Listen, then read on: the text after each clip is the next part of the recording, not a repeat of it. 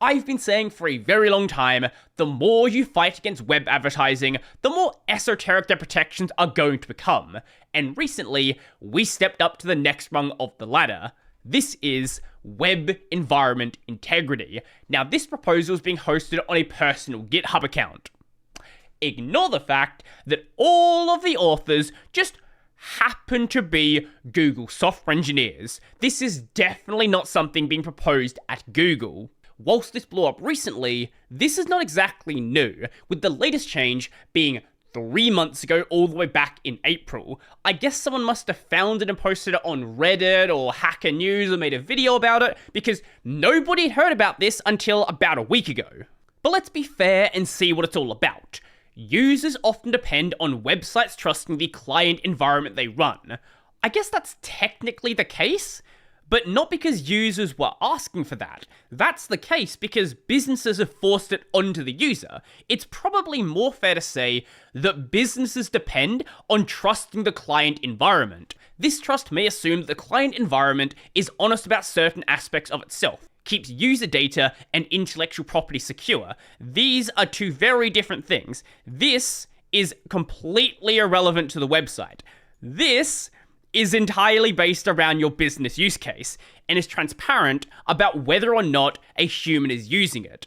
Users don't care about this in their environment because they're the ones interacting with the environment. This trust is the backbone of the open internet. No, it's not whatsoever. Critical for the safety of user data. I guess in the context of making sure that SSL is working correctly, but that's pretty much it. And for the sustainability of the website's business. Now we are getting to the meat of the proposal. This backwards trust model is being framed as a good thing for the user. Users like visiting websites that are expensive to create and maintain, but they often want or need to do it without paying directly. These websites fund themselves with ads, but advertisers can only afford to pay for humans to see the ads rather than robots. This creates a need for human users to prove to websites that they are human, sometimes through tasks like challenges or logins. How your business can be sustainable is not something at all relevant to the user. Having this being the first thing they list makes no sense to me. Users want to know they're interacting with real people on social websites, but bad actors often want to promote posts with fake engagement. For example, to promote products or make a news story seem more important. Now, for the record, this proposal has nothing to do with stopping that. Users playing a game on a website want to know whether other players are using software that enforces the game's rules. Sure, I'll give you that one. That's totally fair. Users sometimes get tricked into installing malicious software that imitates software like their banking apps to steal from those users. The bank's internet interface could protect those users if it could establish that the requests it's getting actually come from the banks or other trustworthy software. I don't understand what's even trying to be said here. Most of the time, if you download a malicious banking application, it's not actually logging into your bank. It's going to give you a fake login screen that you try to log into, and then it will log your credentials. And then at a later time, someone is going to examine the database and log into the account from that. Maybe they mean like a web browser that has a keylogger in it, but that's not a banking app, so I don't know what they're trying to say here. And these are the goals. Allow web servers to evaluate the authenticity of the device and honest representation of the software stack and the traffic from the device. Offer an adversarially robust and long-term sustainable anti-abuse solution. Don't enable new cross-site user tracking capabilities through attestation, and continue to allow web browsers to browse the web without attestation. These goals are incredibly generic and arguably don't really mean anything. But how is this solution actually going to work?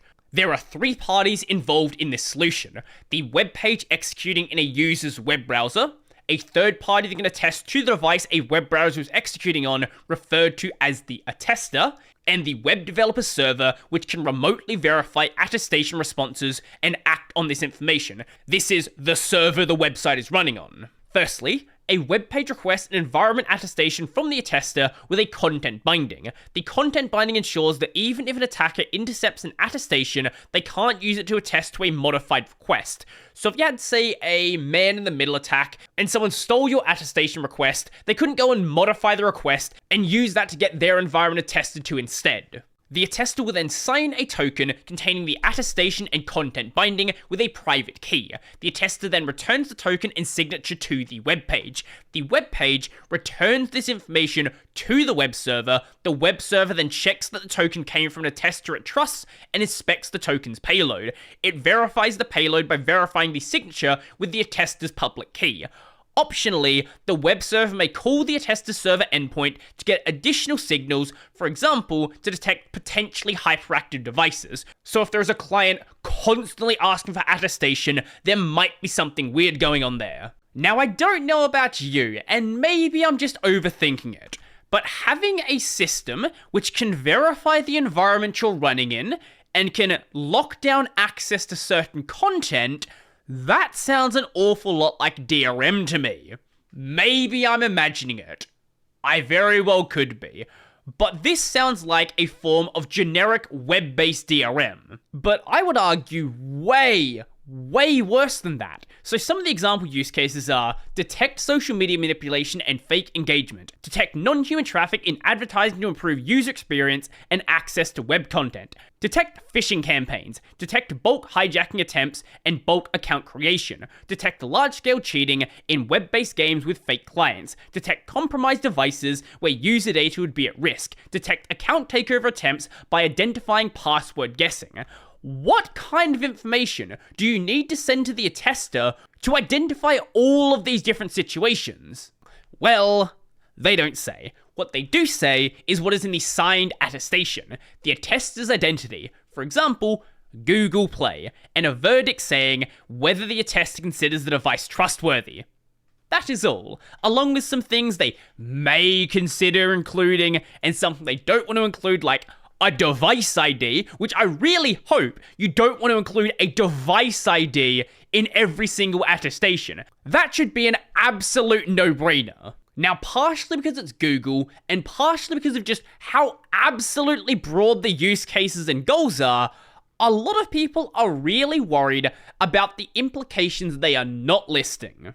Whilst they say over and over and over again, the data is low entropy, and the goal here is not to make tracking easier, anybody who knows anything about fingerprinting knows that no single data point is enough to fingerprint a user. What you need is lots of little data points that all correlate in a similar direction, and this is just one extra point you can use to say, this is probably exactly this user.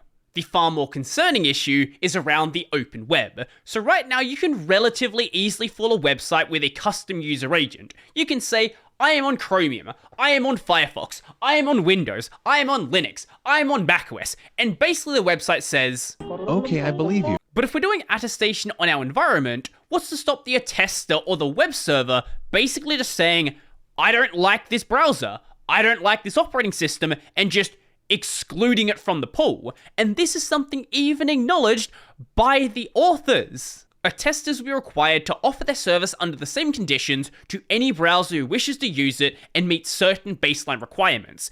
We can certainly say this about the major attesters, but what if someone decides to run their own attester? Can you really enforce that across the entire web?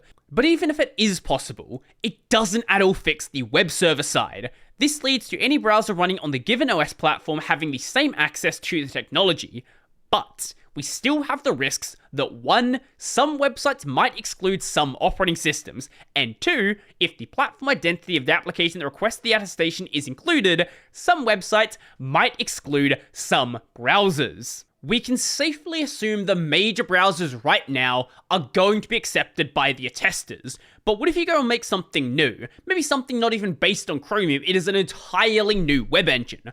Well, that's also a massive problem. As new browsers are introduced, they will need to demonstrate to attesters, a relatively small group, that they pass the bar, but they wouldn't need to convince all the websites in the world. Established browsers would need to only use attesters that respond quickly and fairly to new browser requests to be trusted. Either way though, there is going to be a period where if you make a new browser, on websites that require attestation, the web's just not going to work. Now, earlier in the write-up, there was talks about helping the advertisers. So what if a new browser comes along that has ad blocking built in? Is that a browser that's ever going to pass attestation? We know the stance that Google has on ad blocking, so I don't know. Maybe it won't.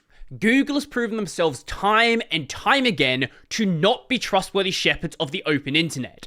Even if they say, it's not a goal to enforce or interfere with browser functionality, including plugins and extensions, after the whole MV3 thing, why would anybody trust you on that? In just the past week or so, this repo has had a ton of feedback, almost entirely negative.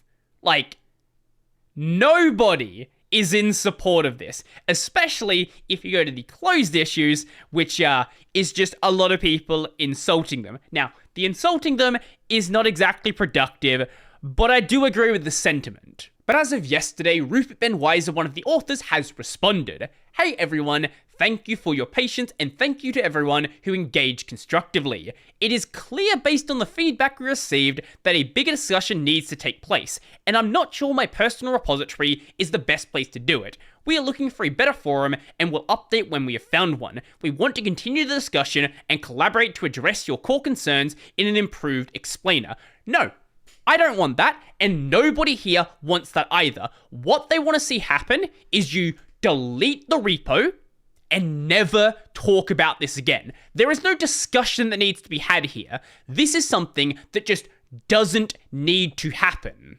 WEI, which is Web Environment Integrity, is not designed to single out browsers or extensions. Maintaining users' access to the open web on all platforms is a critical aspect of the proposal. It is an explicit goal that users can browse the web without this proposal, which means we want the user to remain free to modify their browser, install extensions, use DevTools, and importantly, continue to use accessibility features.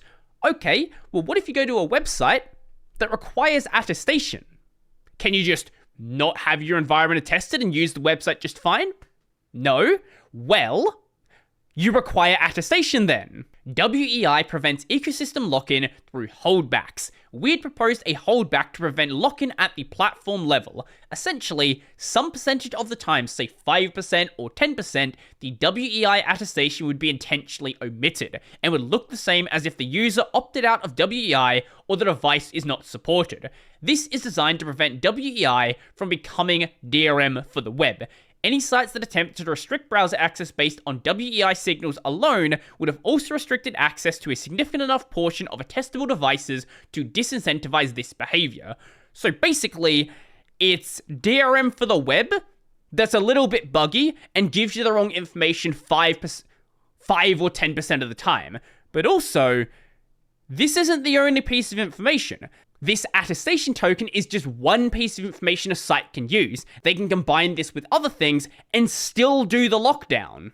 I have no idea how anybody thought this would fly, and I have no idea how after all of this feedback, the author is still defending it. This is objectively a bad idea, and I never want to hear about it again. But let me know your thoughts. Do you think I'm wrong? Do you think this is not actually web DRM? Or do you completely agree with me and think this is an absolutely insane idea and should never, ever happen? Let me know. And if you like the video, go like the video. And if you really like the video and you want to become one of these amazing people over here, check out the Patreon, subscribe to the Libera Pay link in the description down below. That's going to be it for me, and just stop.